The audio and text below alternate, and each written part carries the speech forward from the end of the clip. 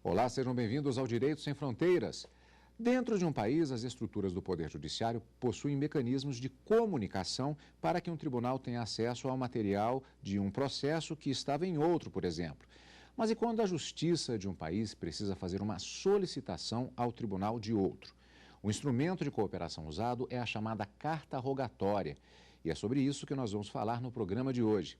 Para isso, eu recebo o especialista em Direito Internacional, Bernardo Pablo Sukienic, e o mestre em Direito Processual e professor da Universidade Federal de Goiás, Flávio Bonaduce Borges.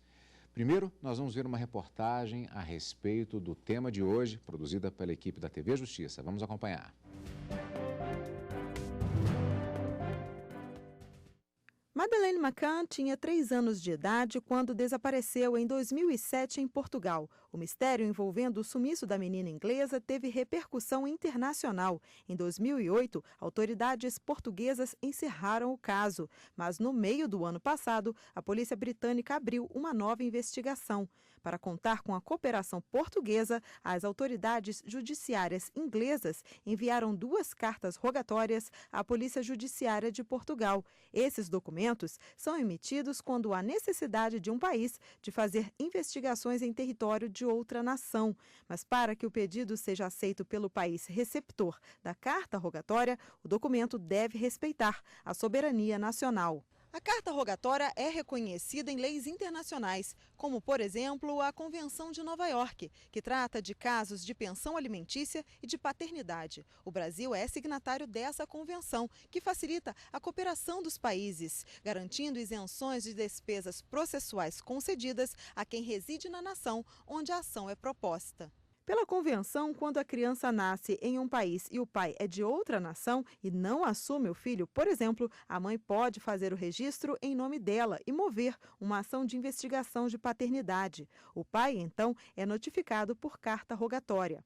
Outras convenções que adotam a carta rogatória como forma de cooperação jurisdicional entre os países membros são a Convenção Interamericana sobre Cartas Rogatórias e a Convenção Interamericana sobre Obrigação de Alimentos. Quando a diligência precisa ser cumprida em uma nação que não é signatária de uma convenção, a carta rogatória é encaminhada por via diplomática.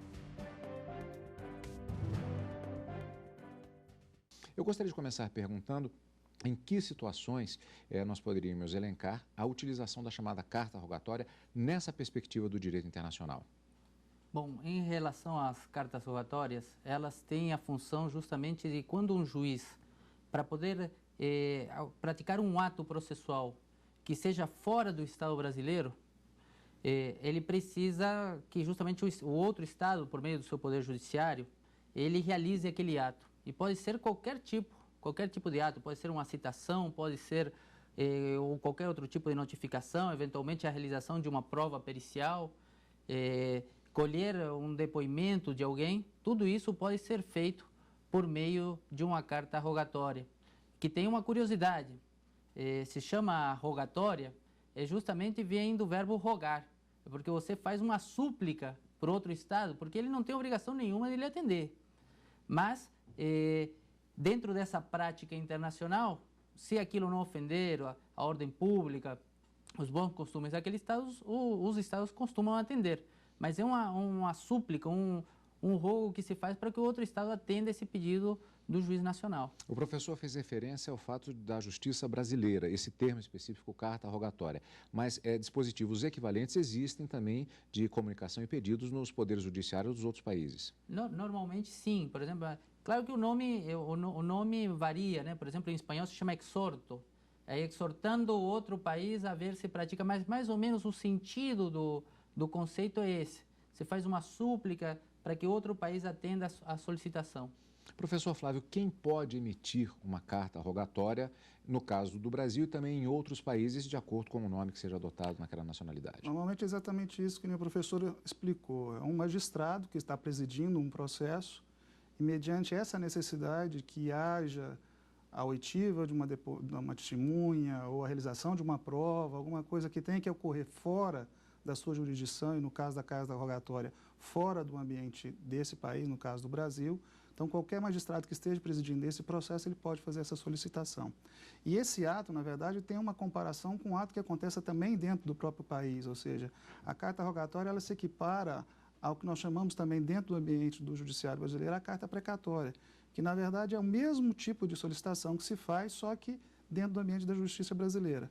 O juiz de determinada comarca faz essa solicitação a um juiz de uma outra comarca. Então, fazendo um paralelo para simplificar a explicação, a carta rogatória seria uma precatória, só que entre países. A título de comparação também nesse aspecto da não obrigatoriedade de um juiz de outro país em cumprir aquele pedido que está sendo encaminhado. É um pouco diferente nesse aspecto, em relação à carta precatória no Brasil. A precatória, sim, porque ela faz parte de um sistema já legal, previamente determinado, dentro de uma codificação nossa.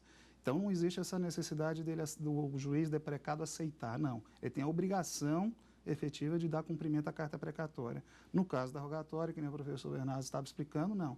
Há essa necessidade realmente de uma concordância, vamos dizer assim, como se houvesse já um acordo ali de cavalheiros entre os dois países, para que houvesse realmente o atendimento àquela solicitação do país parceiro nesse aspecto.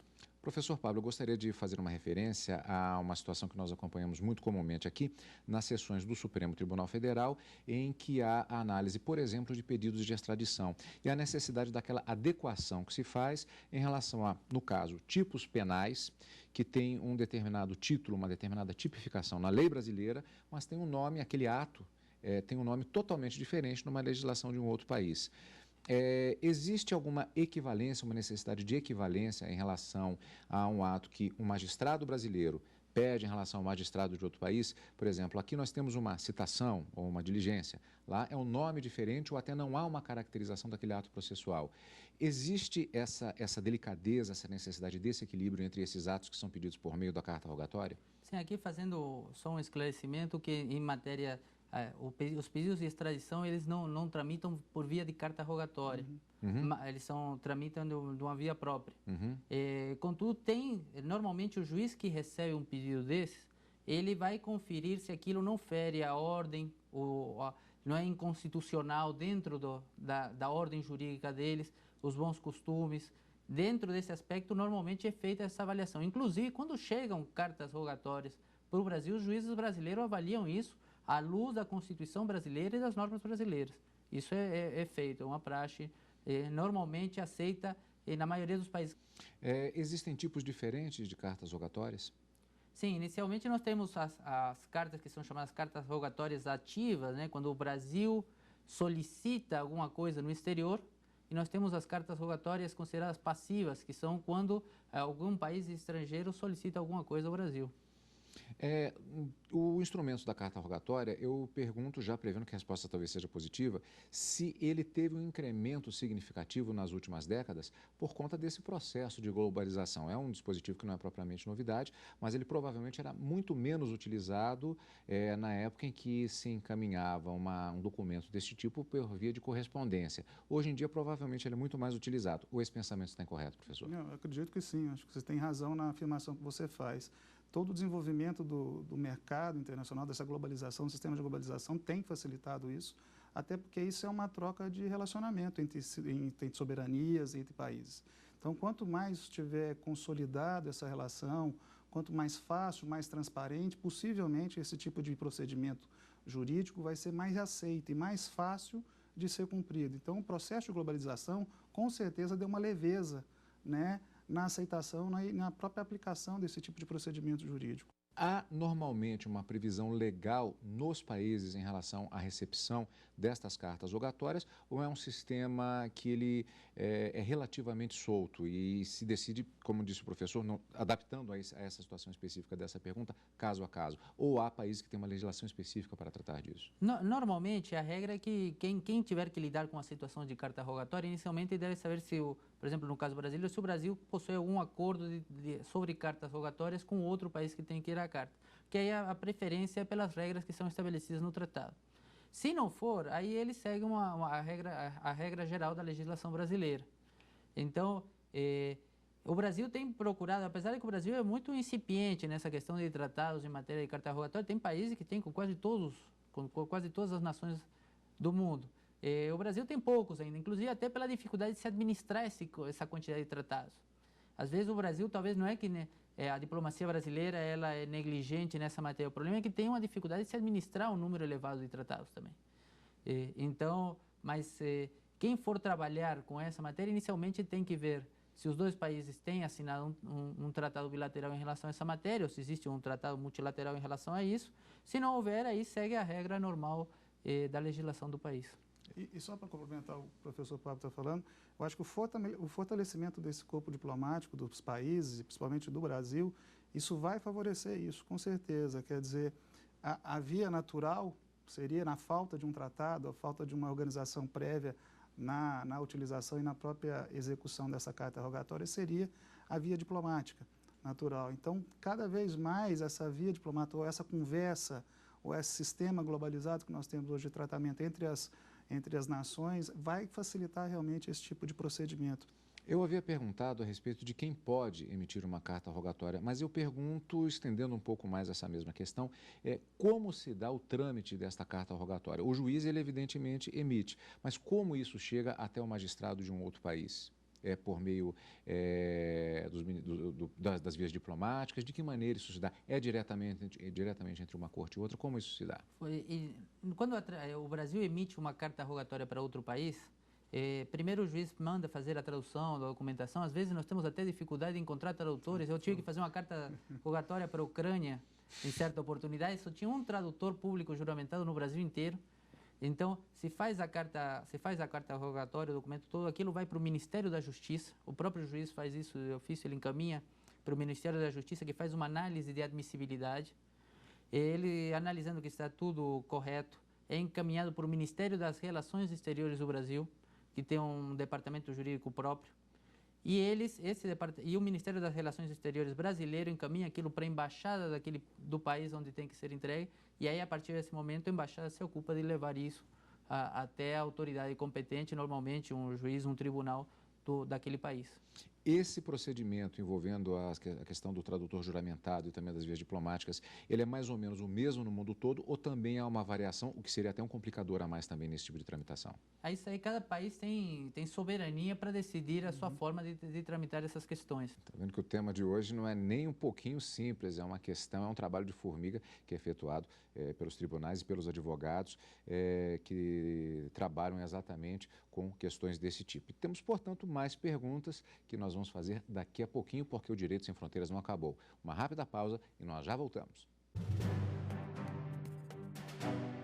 O segundo Fórum Nacional de Direito Constitucional será realizado de 9 a 11 de abril, em Fortaleza, no Ceará. As palestras vão abordar temas como os direitos específicos em face do direito constitucional. As inscrições devem ser feitas pelo site forumdireitoconstitucional.notoriumeventos.com.